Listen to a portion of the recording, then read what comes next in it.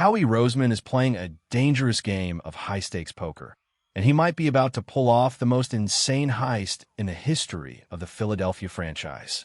What if I told you the Eagles are currently sitting on a mountain of cash specifically designed to snatch a defensive superstar away from a conference rival? The rumors are swirling, the cap space is exploding, and the pieces are moving behind the scenes in a way that should have every fan in the league absolutely terrified. If this trade lands, the entire landscape of the NFC shifts overnight, and one specific team is going to be left wondering how they let their best asset walk right into the arms of the birds. Before we dive in, smash that subscribe button if you want the fastest NFL updates on the planet. The city is buzzing right now because the front office has been working the books like a masterclass in financial engineering. We went from scraping the bottom of the barrel with $12 million to suddenly holding over $32 million in cold, hard cap space. You don't clear that kind of room just to let it sit in a bank account. This is war chest money. The target, Jonathan Greenard. The Minnesota Vikings pass rusher is the name on everyone's lips, and the connection is getting impossible to ignore.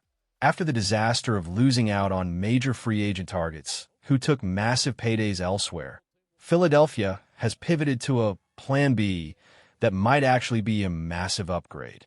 Think about the logic here.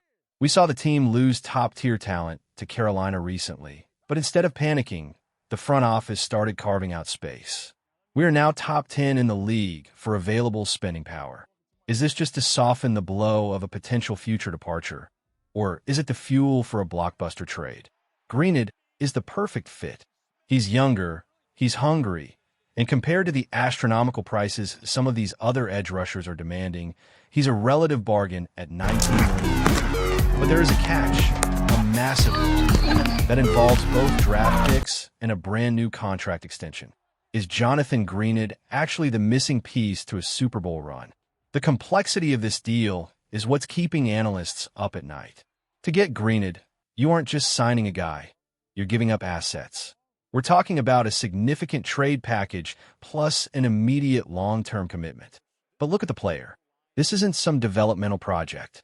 Greenard is one of the most underrated, versatile defenders in the game today. He has thrived in multiple systems, proving he can produce in a traditional 4-3 or a complex 3-4 look. He isn't just a sack chaser. He's a technician who can actually hold the edge in the run game. We've seen what happens when you have players who only care about their personal stats. We've had guys in the past who would fly up the field, rack up a career high in sacks, but leave a giant hole in the defense that teams would exploit all day long. That kind of selfish play doesn't win championships. Greenard is the opposite. He's analytically savvy and a shedder, someone who gets off blocks and makes the gritty plays that don't always show up on a highlight reel, but win games in December and January.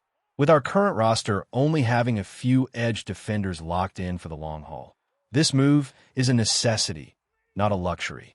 But wait until you hear the real reason why he's a better gamble than the guys who just signed record-breaking deals.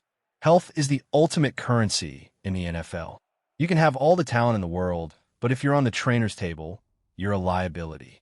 Some of the big names we missed out on have medical histories that look like a CVS receipt.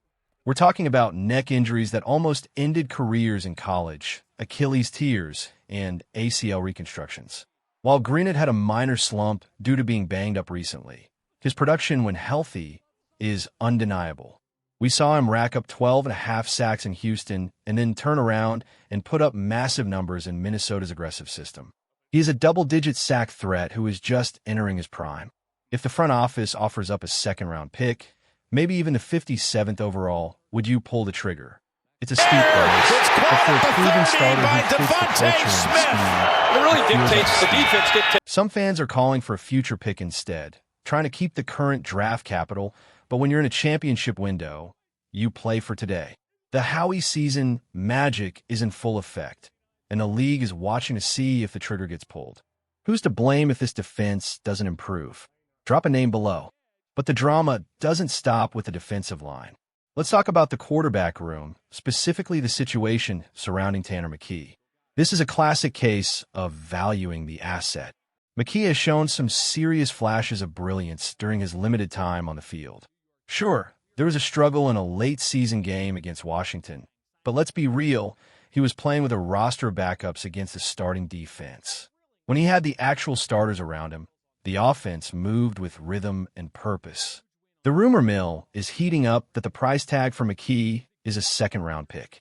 Some people think that's an exorbitant price for a backup, but is it really? Look at the landscape of the NFL right now. Teams like Pittsburgh and Arizona have been desperate for stability at the position.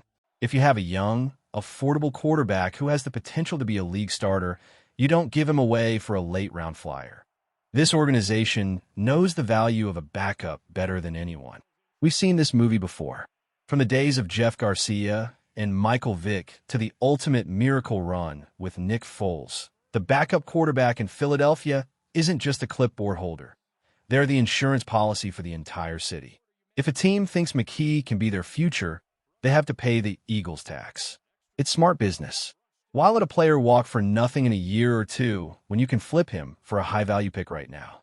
Especially now that the room has been bolstered with veteran leadership. Bringing in a guy like Andy Dalton, someone who has over 100 starts and a massive football IQ, changes the dynamic. Dalton is the perfect mentor and a reliable break glass in case of emergency option. This flexibility allows the team to shop McKee without feeling like they are leaving the cupboard bare. But wait until you hear about the chemistry lesson Jalen Hurts and DeVonta Smith just gave the entire world. This past weekend, the Stars were out for a flag football showcase, and it wasn't just a friendly exhibition. It was a statement.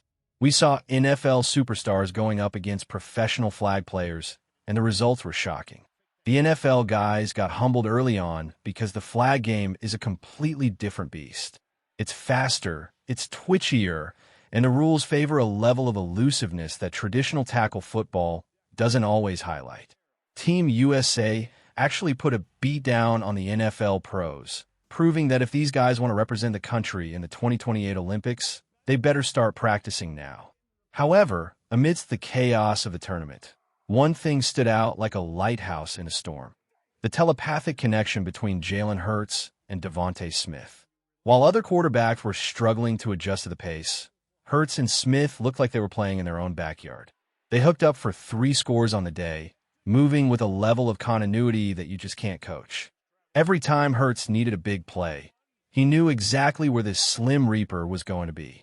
Social media was busy trying to troll Hurts for a pick-6 he threw during the event, but they conveniently ignored that Joe Burrow and other elite QBs did the exact same thing.